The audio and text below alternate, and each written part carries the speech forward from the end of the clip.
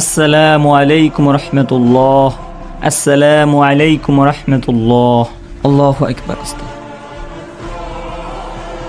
আসসালামু আলাইকুম রহমতুল্লাহ। এই হুজুর দাঁড়ান। জি, কিছু বলবেন? আপনি আইসাই নামাজ পড়াই ফেলছেন।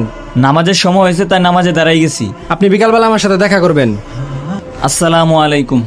ওয়ালাইকুম আসসালাম।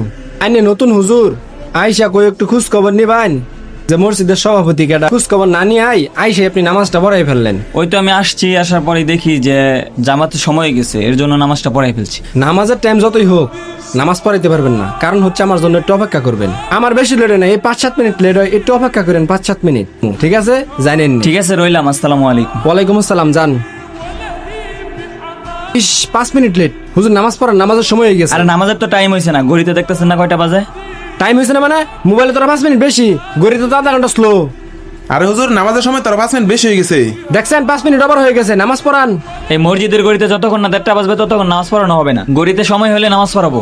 কি সব মূর্খের মতো কথা বলছেন? সঠিক সময় হয়ে গেছে মানে নামাজ পড়ে ফেলবো, এই ঘড়ির জন্য বসে থাকবো? হ্যাঁ, আপনি ঠিকই বলেছেন।